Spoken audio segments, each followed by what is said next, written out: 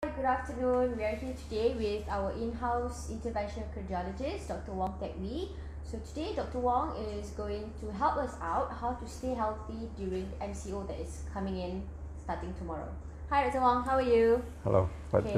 So, what do you have here? Like we have like a bunch of vegetables and also pineapple. Looks so big. So, do you mind like share with us like what kind of food that we should actually eat and how to stay healthy now, like during MCO that's coming in soon?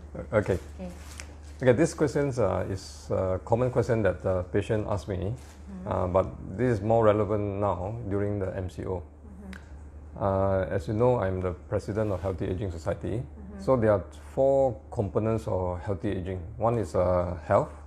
Second is financial independence. Number 3 is social interaction, and number 4 is time. So the freedom to do anything you want. Alright. So how to maintain our health during this time? One of the important factor is a diet. Alright. So actually this video is a last minute video, and I just went shopping downstairs in Eon. Yeah, we can see lots of things here. And I bought a lot of some of this food, and I can also show you the bill what I have paid. So these are the diet that I bought for the next 5 days to a week for a family of 3 persons, me, my wife, and my son, my teenage son.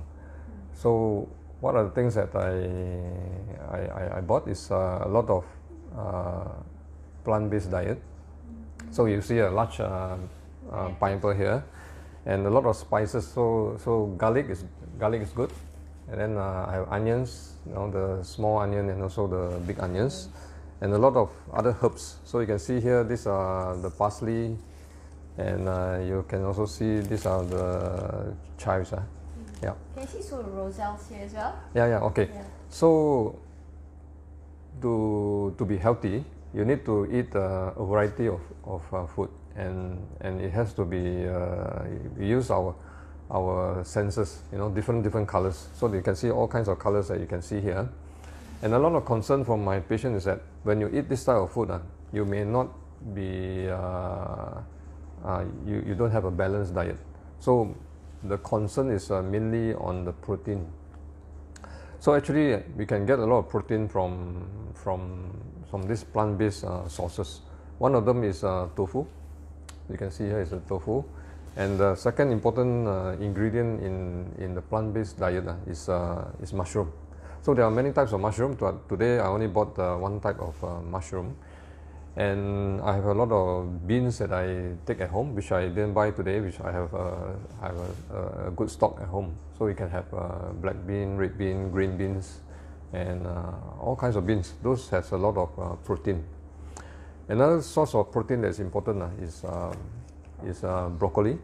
So if you take a large amount of broccoli, it has a similar amount of protein that you can get in animal product like beef and all that, but you have to take a larger amount.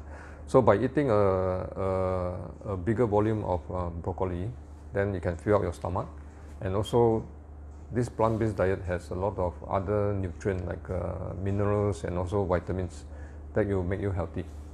So these are the real thing that I eat. Is not for this video that I prepare. So it's a last minute preparation, and we managed to show it here. So you can see all these bean, cucumbers, these are roselle that you can make into drinks, and have some of this baby pea sprouts. So you may ask me and say, this type of diet is not so tasty. They are many of my patients eat meat regularly, and they find that this is not palatable. Actually, it takes some time to get you used to it. So you have to depend on you whether you choose health or for the taste buds. So I'm not 100% vegetarian or vegan, but I'm going towards there. So I eat more than 90% of my diet is a plant-based. So I find that the way to make it tasty is by using different cooking techniques. What do you suggest, like, since we have lots of multiple vegetables here and spices, like what kind of type of cooking that you would suggest us to cook so that we can all eat and we know that it will taste good after that. Yeah. So before I start to eat in towards plant-based, I always think that I will lose the taste and also the craving for meat. But I found that because of the experimentation and also learning from YouTube and Google's, actually this mushroom called the Korean Ringy mushroom, if you tear it instead of cutting it, the texture is like shredded chicken breast meat. So you can cook with anything, and the texture and also when you bite it, it's very similar to chicken. So it's like we have to, like, you mean like we must have an imagination that it.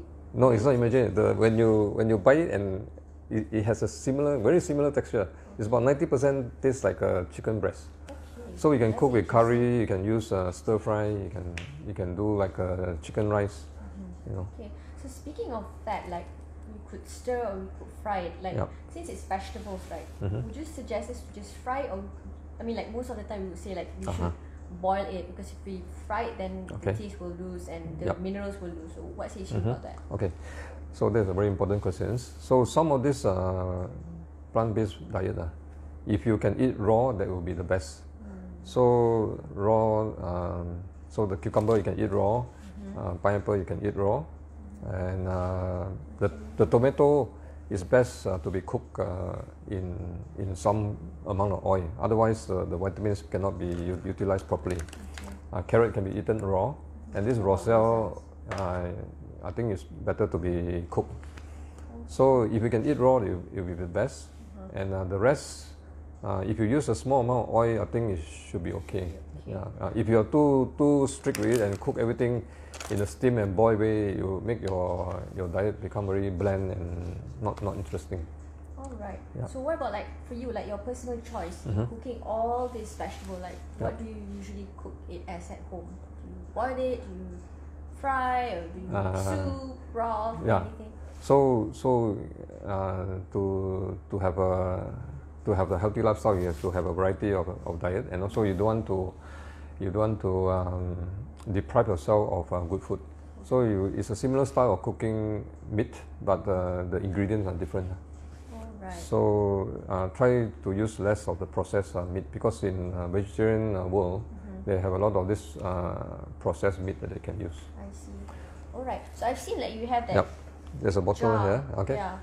So this is something that I drink quite regularly, and some of our staff here ask me what I'm drinking, and they ask me whether it's nice. It's good or not. Yeah. So this is actually raw vegetables that I blend, but I think it's not proper for me to share here. If you really want to know, you have to come and see me, and I'll explain to you what is inside. So because what's the benefit of this personal juice that you made? So the juice that I made is made of raw vegetables, and also some other ingredient that I use. So today what I'm sharing is my personal practice at home. So it's not actually based on research, but what is proven by the scientific community is that a plant-based whole food diet will definitely reduce a lot of our killer in Malaysia. It can reduce heart disease, stroke, cancer, and also it will boost our immunity. So this type of diet are recommended during this period of pandemic. And one of the reasons why this is good is because it increases your immunity and makes you healthy. And at the same time, if you cook at home, it will reduce your cost. So it's not just a health, the money side is also taken care of. Yeah, that's right. So later I can share the receipt, how much I spent buying this for a family of 3. That will last me for 5 days. Okay.